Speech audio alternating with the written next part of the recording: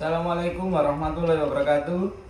Waalaikumsalam Kami kelompok 10 akan mempresentasikan tugas kewarganegaraan yang berjudul Memahami Wilayah sebagai Ruang Hidup Bangsa atau Wawasan Nusantara. Perkenalkan, nama saya Tegar Yulian. Dan nama saya Muhammad Hanurul Diansyah.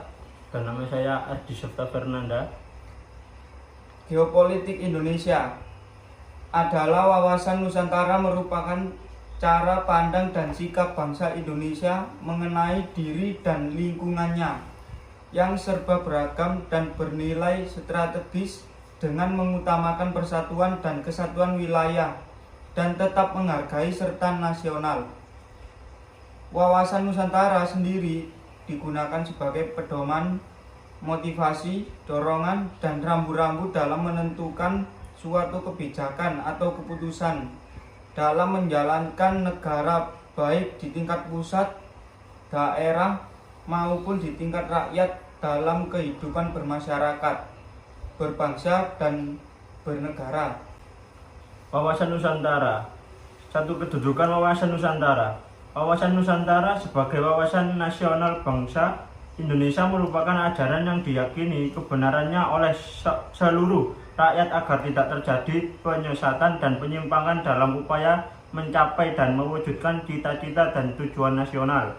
Dengan demikian, wawasan Nusantara menjadi landasan visional dalam menyelenggarakan kehidupan nasional. 2. Fungsi wawasan Nusantara.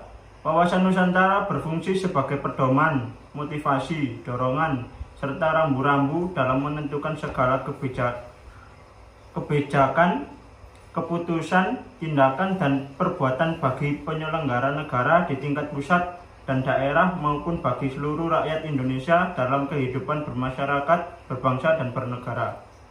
3. Tujuan dari wawasan Nusantara yakni mewujudkan nasionalisme yang tinggi di segala aspek kehidupan rakyat Indonesia yang lebih mengutamakan kepentingan nasional daripada kepentingan individu, kelompok, golongan, suku bangsa, ataupun daerah.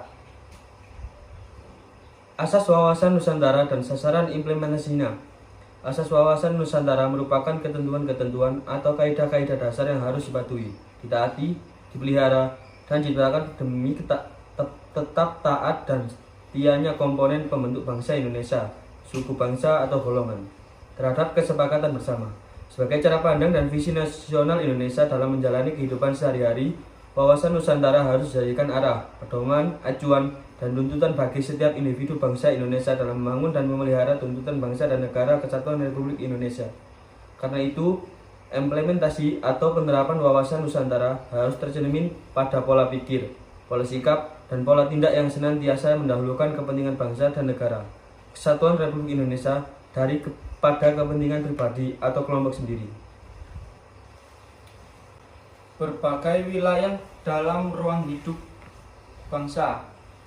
Pemerintah Negara Kesatuan Republik Indonesia melalui deklarasi tanggal 13 Desember 1957 mengajukan NKRI perlu laut wilayah atau teritori water selebar 12 mil laut dari garis pangkal atau garis dasar atas dasar point to point teori. Sebagai akibat konvensi hukum laut timbul bermacam tipe perairan. Hal ini tidak terlepas karena perhatian orang yang besar pada laut. Untuk itu dibahas beberapa masalah yang menyangkut hukum lautan. Salah satunya yaitu laut teritorial atau laut wilayah. Laut teritorial, wilayah laut yang lebarnya tidak melebihi 12 mil dari garis pangkal atau garis dasar. Garis dasar adalah garis yang menghubungkan titik-titik terluar pulau terluar. 2. Perairan pedalaman. Perairan pedalaman yaitu wilayah laut sebelah dalam dari daratan atau sebelah dalam dari GP, Garis pantai. garis pantai. Negara pantai mempunyai kedaulatan penuh. 3. Zona tambahan. Zona tambahan yaitu wilayah laut yang lebarnya tidak boleh melebihi 12 mil dari laut teritorial. Merupakan wilayah negara pantai yang melakukan pengawasan pabean, fiskal, imigrasi, sanitasi dalam wilayah laut teritorial.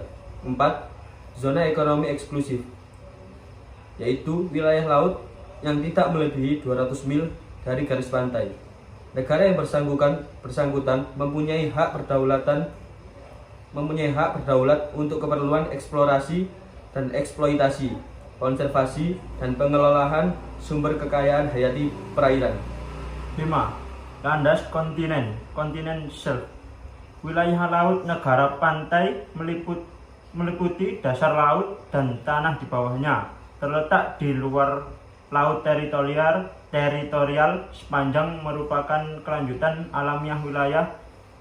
Jarak 200 mil garis pantai atau maksimal 350 mil atau tidak melebihi 100 mil dari kedalaman 2.500 meter. 6. Laut lepas high seas, dikenal pula sebagai laut bebas atau laut internasional. Wilayah laut lebih besar 200 mil dari garis pangkal.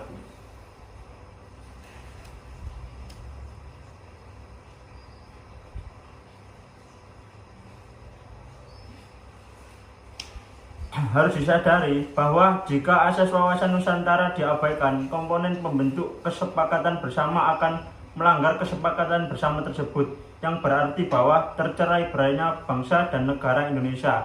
Asas wawasan Nusantara terdiri atas kepentingan bersama, tujuan yang sama, keadilan, kejujuran, solidaritas, kerjasama, dan kesetiaan terhadap ikrar dan kesepakatan bersama demi terpeliharanya persatuan dan kesatuan dalam kebinekaan.